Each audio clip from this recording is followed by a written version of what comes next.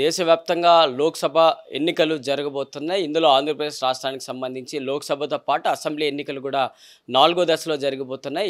April 18వ తేదీన ఎన్నికల notification ప్రారంభం కాబోతుంది. అక్కడి నుంచి వారం రోజుల పాటు నామినేషన్లకు తుది గడువు ఉండబోతోంది. అంటే ఏప్రిల్ 25వ తేదీ వరకు నామినేషన్లకు చివరి అవకాశం ఉంటుంది. దాని తర్వాత మే 13వ తేదీన ఓటింగ్ ప్రక్రియ ఉండబోతోంది. ఇలాంటి తరుణంలోనే ప్రతి రాజకీయ పార్టీలు ఇప్పుడు రాష్ట్రంలో ప్రచార సభలతో ప్రజల ముందుకు వెళ్తున్నారు. ఇలాంటి తరుణంలోనే ఆంధ్రప్రదేశ్ రాష్ట్రానికి ముఖ్యమంత్రిగా ఉన్న వైఎస్ జగన్మోహన్ రెడ్డి తన బస్సు యాత్రలో ప్రజల ముందుకు వెళ్తున్న నేపథ్యంలో కొంతమంది అగంతకులు వైఎస్ జగన్మోహన్ రెడ్డి పైన రాళ్ళదాడి చేశారు. ఇలా రాళ్ళదాడికి సంబంధించి ఈ ప్రతిపక్షాలు అధికార పక్షం రెండు పార్టీల మధ్య ఒక యుద్ధ వాతావరణమే రాష్ట్రంలో నెలకొందని చెప్పుకోవాలి. ఇలాంటి తరుణంలోనే ఎన్డీఏ కూటమి ఇప్పుడు ఆంధ్రప్రదేశ్ రాష్ట్రంలో టీడీపీ, బీజేపీ, జనసేన 3 పార్టీలు కలిసే ఎన్నికలకు వెళ్తున్నాయి. ఈ కూటమి మొత్తం ఢిల్లీకి చేరుకొని కేంద్ర అధిష్టానానికి అంటే ఎన్నికల సంఘానికి మరోసారి కలిసి ఇలాంటి సంబంధించి విషయాలపైన పూర్తిగా విశ్లేషణ అయితే చేయబోతున్నారు. ఎందుకంటే ఒక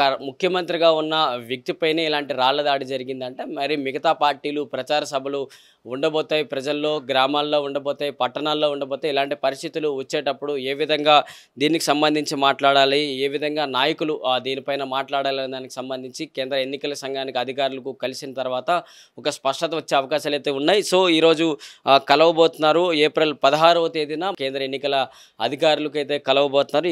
కలిసే బృందంలో మనం చూసుకోవాలి. ఈ ఎన్డీఏ బృందంలో బీజేపీ నేతలు అరుణ్ సింగ్, జీవీఎల్ నరసింహారావు, టీడీపీ నుంచి కనకమేడల రవీంద్ర కుమార్, అలాగే జనసేన నుంచి నాదెండ్ల మనోహర్ కలవబోతున్నారు. మరి రాష్ట్రంలో ఈ సభల్లో ఏ విధంగా ఉండబోతోంది, మొదటి నుంచి టీడీపీ కావచ్చు, ఇటు వైఎస్ఆర్సీపీ కావచ్చు, రాష్ట్రంలో ఓటర్లపైన పదే పదే కేంద్ర ఎన్నికల సంఘానికి కలిసి ఒక వినతి పత్రాలు ఈ ఓటర్లకు సంబంధించి ఒకే డోర్ నెంబర్లతో ఉన్నాయి. ఇలాంటి కోణంలోనే ఇటు టీడీపీ అలాగే వైఎస్ఆర్సీపీ 2 పార్టీలు కలిసి వెళ్ళాయి.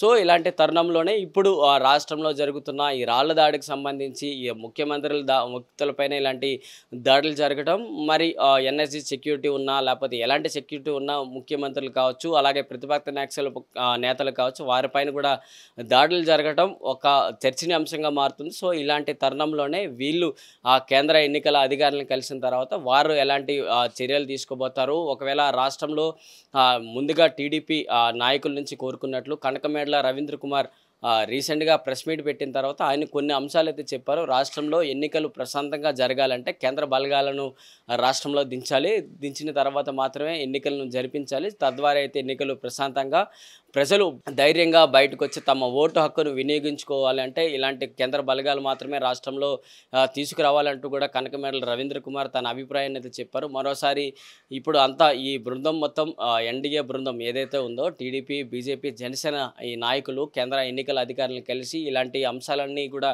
వారు చెప్తే వాళ్ళు ఏమనుకుంటారు, ఎందుకంటే ఇంకా ఎన్నికలకు సంబంధించి ఇక్కడ నుంచి చూస్తే దాదాపు కొద్ది రోజులు మాత్రమే అవకాశం ఉంది కాబట్టి సో ఈ 25 రోజుల్లో ఏం జరగవచ్చు అనే కోణంలో కూడా కేంద్ర ఎన్నికల అధికారులు ఒకసారి ఆలోచించుకోవాల్సిన అవసరం అయితే ఉంటుంది. కాబట్టి సో ఏప్రిల్ 16వ తేదీన వీళ్ళు కలిసిన తర్వాత ఎలాంటి అప్డేట్ వస్తుందో మరి ఇచ్చే అవకాశాలు అయితే కనిపిస్తున్నాయి.